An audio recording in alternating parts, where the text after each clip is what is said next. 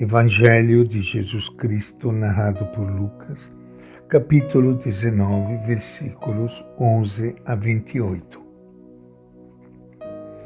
Naquele tempo, Jesus acrescentou uma parábola, porque estavam perto de Jerusalém e eles acreditavam que o reino de Deus ia se manifestar logo. Então Jesus disse: um homem nobre partiu para um país distante, a fim de ser nomeado rei e depois voltar. Chamou então 10 de seus servos, entregou 100 moedas de prata a cada um e disse: façam com que elas rendam até que eu volte. Mas seus concidadãos o odiavam. Enviaram atrás dele alguns representantes para dizer: não queremos que esse homem reine sobre nós. Mas ele foi nomeado rei e voltou. Mandou então chamar aqueles servos a quem havia dado dinheiro para saber o que cada um tinha feito render. Veio o primeiro e disse: Senhor, as 100 moedas renderam 10 vezes mais. Ele respondeu: muito bem, servo bom. Como você foi fiel no pouco, vai administrar 10 cidades. Veio o segundo e disse: Senhor, as 100 moedas renderam 5 vezes mais. Ele respondeu também a este: você vai administrar 5 cidades. Veio outro e disse: Senhor, aqui estão as 100 moedas que guardei no lenço, porque eu tinha medo do Senhor, que é um homem exigente. Retira o que não depositou e colhe o que não semeou. O rei respondeu: servo mau, eu o julgo pela sua própria boca. Você sabia que sou um homem exigente, que retiro o que não depositei e colho o que não semeei. Por que então você não depositou meu dinheiro no banco? Ao voltar, eu o retiraria com juros. Depois disse aos que estavam aí: tirem as 100 moedas dele e as entreguem para aquele que tem 1000. Disseram-lhe: Senhor, esse já tem 1000 moedas.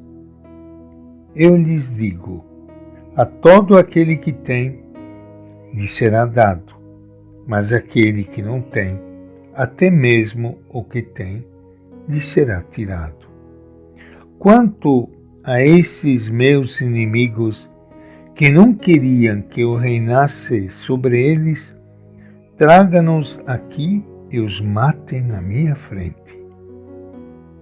Tendo dito essas palavras, Jesus caminhava à frente, subindo para Jerusalém. Esta é a palavra do Evangelho de Lucas. Minha saudação e meu abraço para todos vocês, queridos e queridas amigas que estão participando hoje deste momento especial do nosso encontro entre nós e com Ele, o nosso Mestre. O Evangelho traz para nós a palavra e o ensinamento de Jesus. E todos nós que temos o costume de ler o Evangelho, não devemos ficar escandalizados por algumas expressões que se explicam pela situação da época, como aquela última frase que acabamos de ler da parábola que Jesus contou, quando ele diz assim: quanto a esses meus inimigos que não queriam que eu reinasse sobre eles, traga-nos aqui e os mate na minha frente.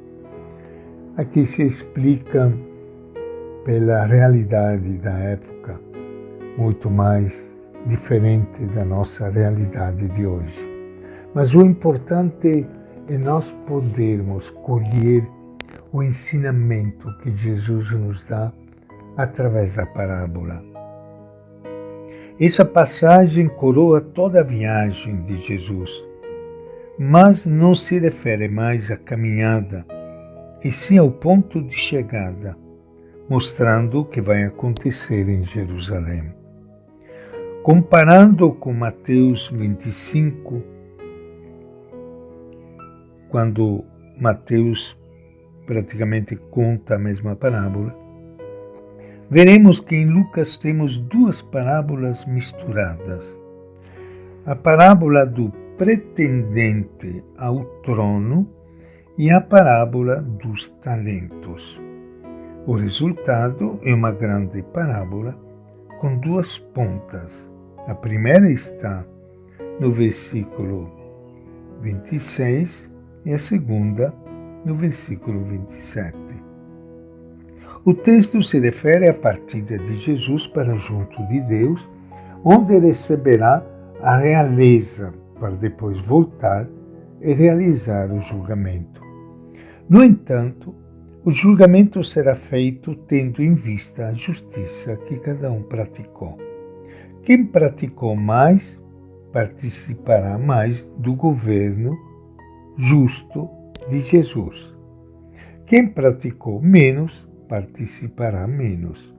Quem não praticou nada, perderá tudo, porque o sentido da vida proposta por Deus a todos só pode ser atingido pela prática da justiça.